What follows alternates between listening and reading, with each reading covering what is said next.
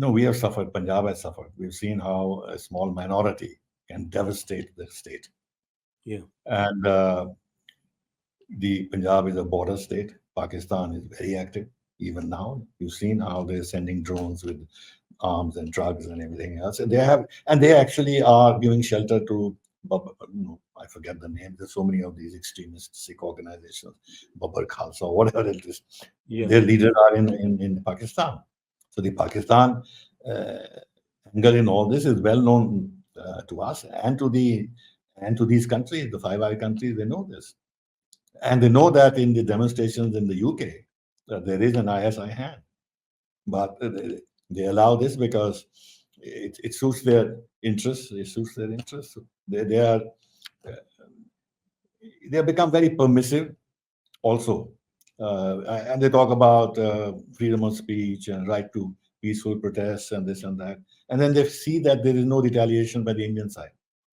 Now, if we had demonstrations like this against the British High Commission, uh, or if some US consulate was also like in San Francisco, something happened, then they'll wake up. But on our side, we are a law abiding country, which assume our responsibilities with regard to the Vienna Convention, security of diplomatic premises. We've done nothing against the Canadian High Commission because it's not government policy, and rightly so. But they know that there is no retaliation, so they can disregard our representations. So what you're saying is that if tomorrow there was a demonstration, perhaps against the Canadian High Commission or an attempt to storm it, matters would begin changing over there. Yes, yes, yes.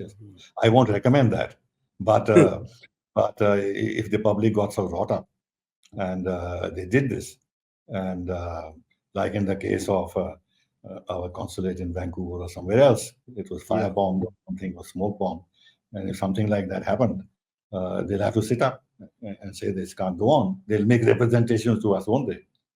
And then True. won't we come back and say that, look, what are you doing on your side?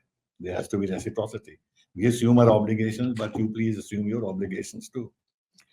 So it is cost free to them relatively, and which is why they're not serious about addressing it. But now, after what has happened, despite the rhetoric of this juvenile prime minister, uh, not only they, but the other countries would have to take our concerns seriously. They know that India is refusing to be bullied. We have reacted very strongly. We have talked about Canada as a safe haven of terrorists and organized crime and drug trafficking. We have used a language which we normally reserve for Pakistan. And here's a G7 Western country which talks of itself as a democracy and human rights and all that stuff, and we're treating it as a semi-terror state. Now, this message it will be absorbed by other countries that they have to address India's concerns seriously.